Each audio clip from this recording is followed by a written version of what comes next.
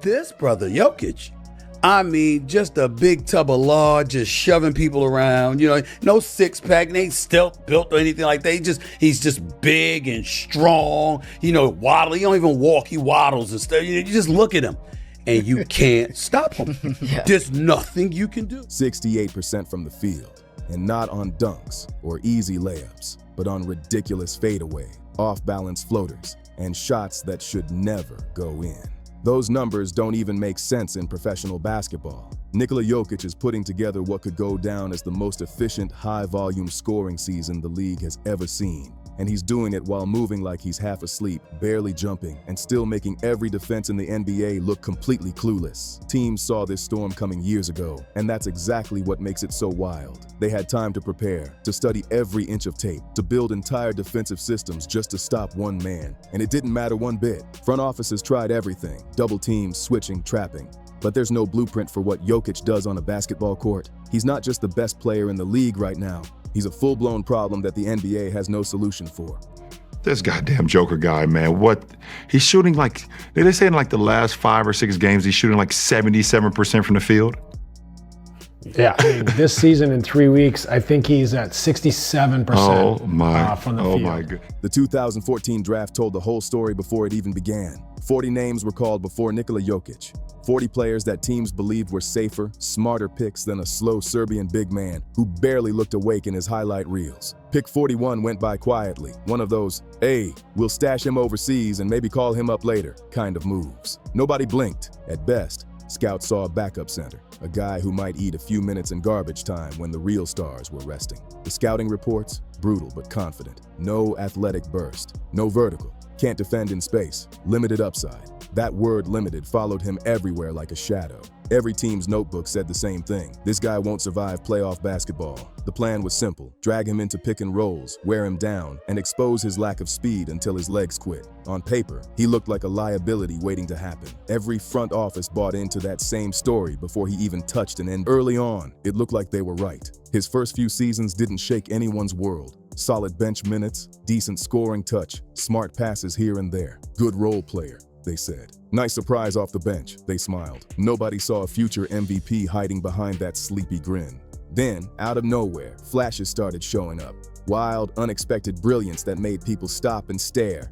A random triple-double would pop up in the box score and leave analysts scrambling for an explanation. A behind-the-back dime that didn't even seem human would break the internet overnight. Suddenly, this so-called limited player wasn't just fitting in. He was bending the game to his will, so creative it almost looked like luck. Until you saw the replay and realized Jokic saw something nobody else on the floor even noticed. Those sequences where he calmly picked apart an entire defense made it feel like he was out there playing chess while everyone else was playing checkers. Every time he pulled off one of those mind-bending plays, the excuses came flying in before the clip even finished rolling. He's good, man, for a center. Nice passer for someone his size. Solid scorer for a guy that slow.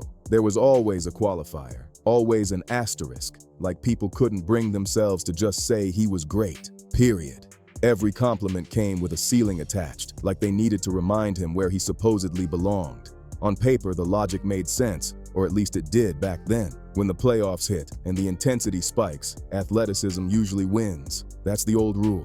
Always has been. They said Jokic couldn't blow by defenders, couldn't rise above traffic, couldn't recover fast enough when guards attacked in space. Sooner or later, those flaws would show up when it mattered most. Teams put him in that interesting but beatable folder and moved on like they had him figured out. They thought time and playoff pressure were on their side. He's so good that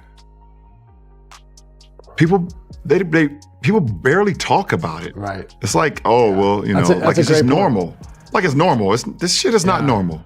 It's not normal what he's doing, guys. I'm sorry. It's not normal.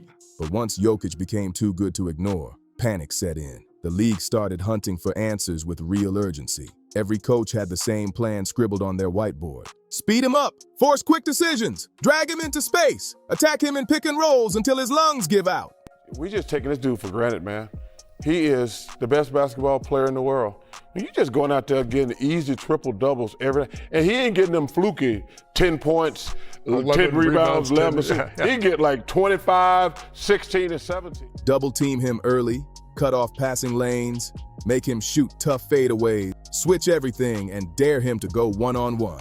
On paper, it all made perfect sense. The strategy looked airtight because, supposedly, guys like Jokic don't win championships. They just pile up stats in the regular season, collect their MVP trophies, and fade away when the lights get too bright. That's how the story was supposed to go. All the league needed was the right matchup, the right defensive scheme, and the right moment to expose him. What nobody realized? They were preparing for the wrong kind of player entirely. When Jokic won the 2021 MVP, it wasn't about hype, politics, or popularity. He straight up earned it. Night after night, he was the best player on the planet, dropping near triple-double numbers with ridiculous efficiency while running the entire Denver offense through his hands. And just when the critics said, it's a one-time thing, he went back-to-back, 2 straight MVPs. The first center to pull that off since the league merger. That's historic. Still, the doubt didn't die. The same talking head said, regular season doesn't matter. Let's see him do it when the game slows down. They swore the playoffs would humble him because he wasn't flashy. No monster dunks, no highlight reel blocks, just pure, patient, surgical basketball. But that quiet dominance didn't trend online, so people kept sleeping on him. The award stacked higher, yet one question kept echoing. Can he do it when everything's on the line? Could Jokic carry a team when every possession is war? The league thought they could just wait him out, let him wear down. But that plan had an expiration date, and it came fast. Then the 2023 playoffs hit, and all that waiting, all that doubt, it vanished overnight. Denver didn't just win, they steamrolled everyone. Jokic shredded defenses like they were made of paper. Minnesota cooked. Phoenix couldn't slow him down. The Lakers looked completely helpless. Coming off the screen into a post-up, he's coming off a wedge into the post-up, into the whipping the pass, and then like out of nowhere when you think you finally, it's a 3-ball. I'm like, oh my God. They get the arc and you're just like, come on. And then never, he don't miss. I haven't seen him miss a shot against us like probably ever. They always go in. I'm like, all right. By the time Denver reached the finals, the question wasn't whether Jokic could handle the big stage. It was how anyone ever thought he couldn't. The only question left was simple. Could anyone in the league even slow this man down even a little bit? Miami sure tried in the finals. They threw the whole kitchen sink at him. Physical defense, constant pressure, non-stop switches, and every kind of double team imaginable. None of it worked. Jokic put on one of the most complete finals performances the NBA had seen in years. Scoring, rebounding, and playmaking all flowing together like he was conducting an orchestra. Definitely a tough guard because he could do a lot of things, He could do a lot of things, especially around the basket. I didn't realize until we were playing the series, he's 290. Yeah, he's a big boy. Big dude. Yeah, I didn't realize that. I thought I was, my usual size is about 265.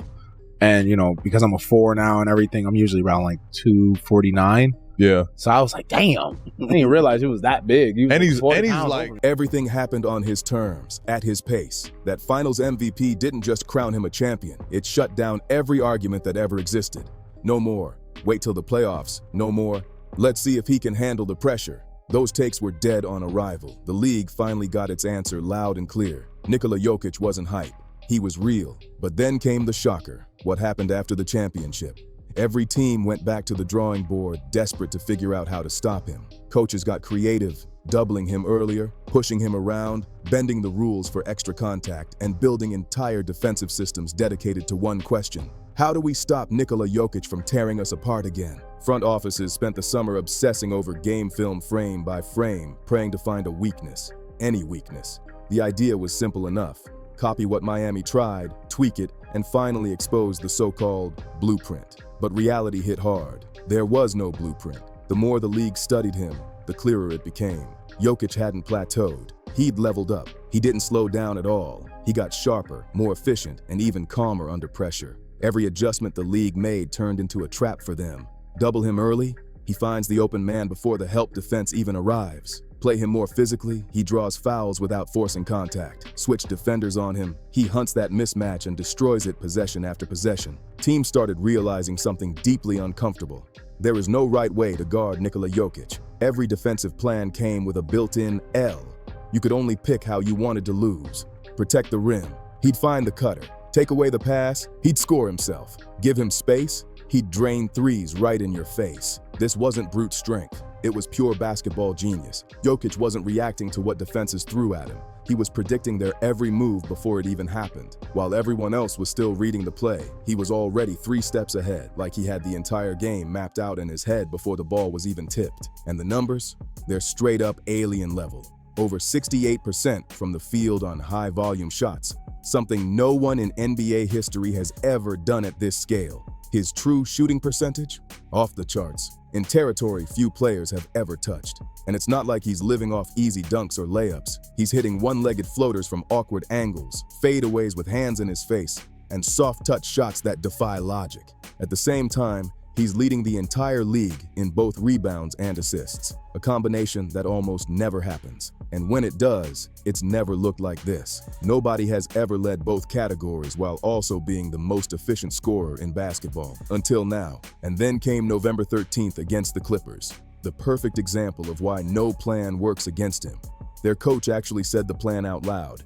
Make him score, cut off the passing lanes, force him to beat us by himself. It sounded smart on paper, right? They ran the plan perfectly, clogged the lanes, denied every assist opportunity, and dared him to shoot. Jokic smiled and dropped 55 points on 23 shots. He went 18 for 23 from the field, one of the most efficient high-volume scoring nights of his entire career. The Clippers played their game plan flawlessly and still got torched. That's the problem with Nikola Jokic. You can't stop him. You can only hope to survive him. The Clippers didn't fail their game plan. They nailed it perfectly, and that's exactly what makes this whole thing terrifying. They solved one version of Jokic and accidentally unleashed an even worse one in the process. Guard him straight up, and he'll torch you with calm, efficient buckets like it's nothing. Double team him, and the ball's already out of his hands before your help defense even takes a step. Try to speed him up? Good luck. Jokic never speeds up. That calm control is his deadliest weapon. It's not his size that kills you, and it's not even his strength. It's his mind. His basketball IQ is miles ahead of everyone else in the league. Jokic doesn't just read defenses faster. He reads an entirely different game than anyone else on the floor. Passing lanes appear to him before they even open. Rotations become obvious to him before defenders commit. By the time the help arrives, the decision's already made. The play's already over. He doesn't rush, doesn't panic, doesn't break rhythm. Pressure doesn't shake him. Traps don't fluster him, and double teams, they don't force mistakes. They create opportunities. Everything he does feels calm, deliberate, and completely under control while everyone around him looks like they're stuck in chaos. Jokic plays like the world moves in slow motion for him. And maybe it does. Denver's offense isn't just built around Jokic. It's built to weaponize his vision. Every cutter, every screen, every movement happens on his timing. Shooters space the floor, already knowing the ball's coming right when it should. Every possession flows through his eyes, his reads, his instincts, his control. Double him, the cut is already gone. Sag off, he's splashing the three. Switch the matchup, he's hunting that mismatch immediately. This isn't a one-man offense. It's an entire system that bends to his will. Denver's not thriving because of chaos or speed. It's because every possession has purpose, rhythm, and precision. Defending them doesn't feel like guarding one player. It feels like trying to stop an entire machine that's thinking faster than you can react. And Jokic is the engine, controlling everything from the center of the floor like a puppet master. Most dominant players in NBA history eventually hit that wall. The one Father Time builds for everyone. The bounce fades, the speed slows, and the explosiveness disappears. The game takes something back from every legend, because that's how it's always gone. Nobody outruns time. But Jokic, he's built different. His game isn't built on athleticism. It's built on touch, timing, strength, and pure intelligence. Those don't age the same way. Touch doesn't vanish after years of mastery. Basketball IQ doesn't decline with birthdays. Strength and craft don't need a 40-inch vertical to destroy defenders. Everything that makes Jokic unstoppable right now, the vision, the balance, the control, will still be there in 5 years, maybe even 10. He's playing the best basketball of his life right now, and there's no cliff waiting for him on the other side. No sudden drop-off, no hidden weakness that time will expose. The league kept waiting for his ceiling to show up, waiting for playoff intensity or athleticism to finally matter. But none of that ever came, and it's not coming. At this stage, another MVP trophy isn't even what drives him anymore. He's chasing something rarer, perfection, the most flawless, efficient, and intelligent version of basketball anyone has ever played. Every dribble, every pass, every read, pure calculation. Right now, we're watching something the league's never seen before. A player with no real weakness. No scheme can run him off the floor. No defense can truly slow him down. No decline is coming for teams to wait out. No adjustment will suddenly flip the switch against him. The NBA has feared this exact scenario for years. A player they can't outmuscle, can't outsmart, and can't outlast. And that's exactly who Nikola Jokic has become. They can't outlast him, and that nightmare the league tried to avoid, it's already here. That fear is walking up the court in a Nuggets jersey, moving at his own slow, unbothered pace, while everyone else scrambles around like they're playing a totally different sport. Nikola Jokic isn't just dominating the NBA. He's rewriting the entire definition of dominance right in front of our eyes. Every night, he bends the game to his will like it's too easy. Defenders look helpless, coaches look lost, and history itself is struggling to keep up with what we're seeing. The craziest part? He makes it all look effortless, like he's barely trying, and still breaking the sport in half. If this video opened your eyes to just how unreal Jokic really is, make sure you hit that like, subscribe, share, and drop a comment below. And I'll see you on the next one.